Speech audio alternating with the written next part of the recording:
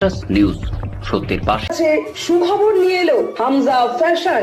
Hamza fashion, এখানে আপনি পাবেন মহিলাদের জন্য অত্যাধুনিক সাজ পোশাক, আছে কুর্তি, লেহেঙ্গা, শাড়ি, স্যুট, নকাব ইত্যাদি। আমাদের ঠিকানা Asansol GT road, Eastern Railway high স্কুলের বিপরীতে। তাহলে আর দেরি কেন, এবার পুজোতে আপনারা সবাই চলে আসুন হামজা ফ্যাশনে। ন্যায্য দামে নিয়ে যান আপনার পছন্দ মতো জিনিস। নিউজ সত্যের পাশে।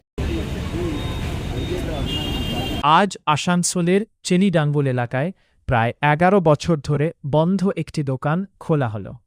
ঘটনার বিষয়ে দোকানের মালিক দীপক কুমার মধুকর বলেন, এই দোকানটি 1994 সাল থেকে এখানে ছিল। আগে এখানে একটি অটো পার্টসের দোকান ছিল, পরে একটি পিসিও বুথ তৈরি করা হয়েছিল।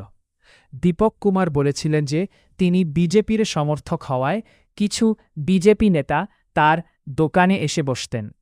হঠাৎ একদিন তিনি প্রাক্তন মন্ত্রী ও আসানসোল উত্তরের প্রাক্তন বিধায়ক মলয় ঘটকের ফোন পান। দীপক কুমার মধুকর বলেছিলেন যে মলয় কম্পোনেন্ট কেন তার দোকানে বিজেপি নেতারা বসেছিল তা নিয়ে আপত্তি জানায় এবং সে তার দোকান বন্ধ করে দেবে বলে হুমকি দেয়। দীপক কুমার বলেন, এই বিষয়ে তিনি মলয় কম্পোনেন্টকে বলেছিলেন যে এটি তার দোকান এবং তিনি বিজেপি সমর্থক, তাই বিজেপি নেতারা এসে বসে থাকলে তাতে আপত্তির কি আছে। কিন্তু মলয় উপাদান তার দোকান বন্ধ করে দিয়েছে। তখন থেকে দোকান বন্ধ ছিল, এখন বাংলায় সরকার পরিবর্তন হওয়ায় তিনি দোকান খুলছেন। তিনি বলেছিলেন যে মলয় কম্পোনেন্ট তাকে হুমকি দিয়ে তার দোকান বন্ধ করে দিয়েছিল, যা তিনি আজ আবার খুলছেন। তিনি অভিযোগ করেন যে তার দোকান বন্ধ করার সময় তার দোকান থেকে অনেক জিনিসপত্র চুরি হয়েছে এবং তার নামে নিবন্ধিত মিটারটিও নেই। নিউজ সত্যের পাশে। গ্রিন আসানসোল, ক্লিন আসানসোল, আপনাদের শহর। নিউজ সত্যের পাশে। घटना ये हुआ कि बहुत दिन से हमारा ये यहाँ पर दुकान है, बहुत दिन से, मोटा मोटी 94 के पहले से, ठीक है ना। उसके बाद हमारा दुकानदारी हुआ, यहाँ डीए मोटो बोल के पार्ट्स का दुकान था। उसके बाद यहाँ मैकेनिक भी बैठता था। सब कुछ होने के बाद यहाँ पर पीसीओ बूथ हम लोग किए थे, जो कि लगभग 12-14 साल पीसीओ बूथ चला। अचानक से एक दिन मलय घटक का फ़ोन आया कि तुम्हें बीजेपी की दी दिले, तो हम बोला कि भाई बीजेपी को तो हम लोग बीजेपी वाला है तो बीजेपी को देना होगा, तो ना এটা তুমি ঠিক করলে আমি তালা মেরে দেবো। মানে বলে দেয় এই তো জোর জবরদস্তি নাকি, তা হ্যাঁ আমরা চলো তালাই মারবে, তো বোমা তো মারবে না, চলো ঠিক আছে। আর ঠিকই দুদিন পরে লামাদা যখন এসছে, লামাদা এখানে বসতো আর কি, লামাদা বসার পরে এখানে মণ্ডলও বসতো, জেলার মানে বসতো। তারপরে বললো যে ভাই ঠিক আছে, এটা কী ব্যাপার, তালা লাগা আছে একটা।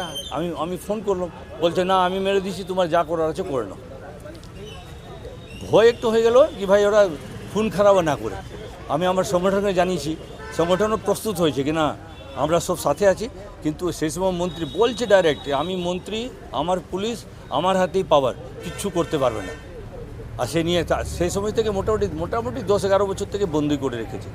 আমার মিটারগুলো সব খুলে নিচ্ছে, অনেক মালপত্র সব চুরি করেছে এখান থেকে। কাউন্টার ছিল, রেক ছিল, জিনিসপত্র ছিল, তারও চুরি করেছে।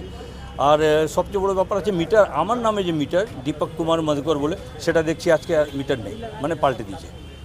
এটা বিশেষ ব্যবস্থা নিয়ে ওটা একটা মানে সমস্যাটা কি হতে পারে, পাবলিকলি মন্ত্রী হয়ে কী কী গন্ডগোল করেছে ওরা আমরা দেখতে পেরেছি। ওটা মানে आज हम लोग खोले हैं।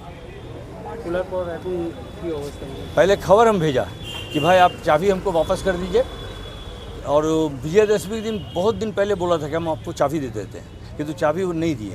जब चाबी नहीं दिए, इस बार भी हम खबर किया कि भाई आप हमको चाबी दे जाइए, किंतु कोई जब नहीं मिला खबर, तो लास्ट में आकर हम लोग खोले इसको। मेरा नाम दीपक कुमार मधुकर। নিউজ সত্যের পাশে।